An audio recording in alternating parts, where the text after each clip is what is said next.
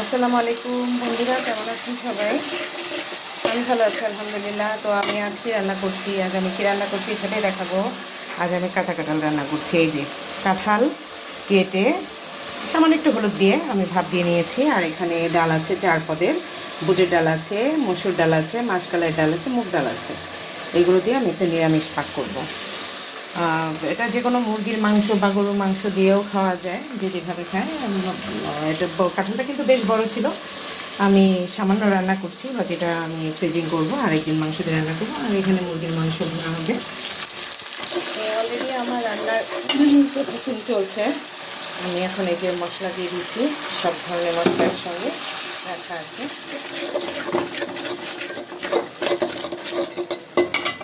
তো আমি ডালগুলোকে কষিয়ে নেব আগে।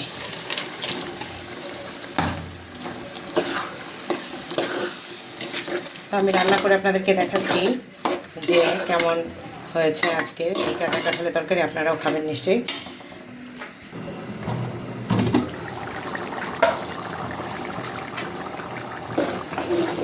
এই যে বন্ধুরা দেখেন, ডাল কিন্তু প্রায় হয়ে আসছে। এখানে আমি একটু আলুও দিয়ে দিচ্ছি, কারণ যেহেতু নিরামিষ একটু আলু তো দিতেই হয়, আলু না দিলে ভালো লাগবে না। একটু আলু দিলাম, আলু খুব বেশি দেইনি, একেবারেই কম। আর এদিক দিয়ে তো ভাত চুলায় হচ্ছে।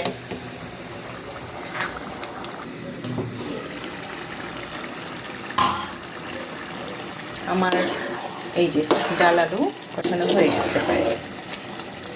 এখন আমি এই সেদ্ধ করা কাঁঠালগুলো দিয়ে দেবো এর মধ্যে।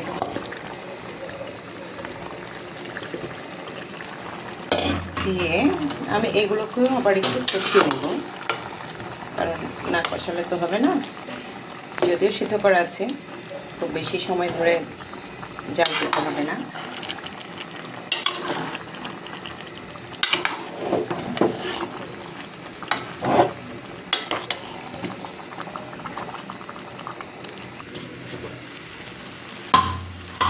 বন্ধুরা, এই যে আমার কাঁঠাল কিন্তু কষানো হয়ে গেছে। তো আমি এখন এখানে এই যে গরম করে রাখা আছে পানি, সেই গরম পানি দিয়ে দেবো। কিন্তু ঠান্ডা পানি দেওয়া যাবে না, তাহলে এটার স্বাদ নষ্ট হয়ে যাবে। এই জন্য গরম পানি দিয়ে দিতে হবে।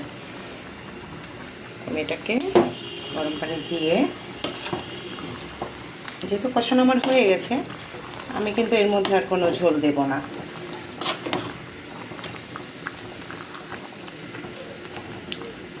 আমি ঢেকে দিব, ঢেকে রান্না করে নেব আর কিছুক্ষণ।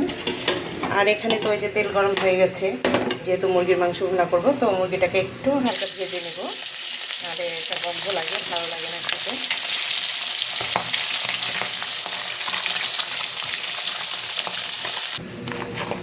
বন্ধুরা দিয়ে দিচ্ছি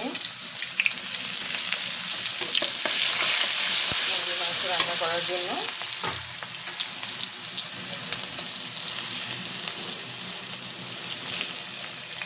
মশলা দিয়ে দিলাম,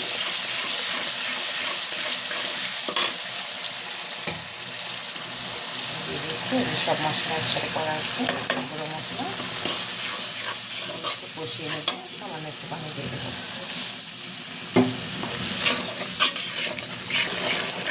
মশলা কষানো হয়ে গেছে, এখন আমি এই যে ভেজে রাখা মাংসটা দিয়ে দিচ্ছি।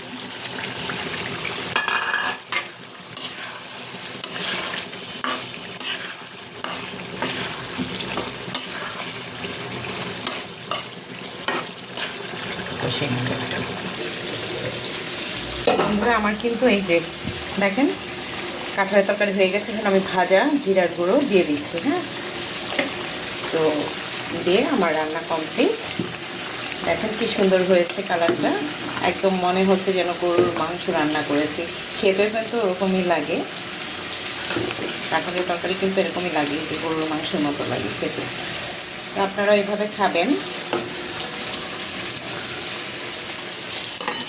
পানি দিয়ে দিচ্ছি, মুরগির মাংসটা কষানো হয়ে গেছে।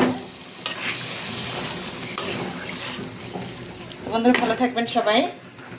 আল্লাহ হাফেজ।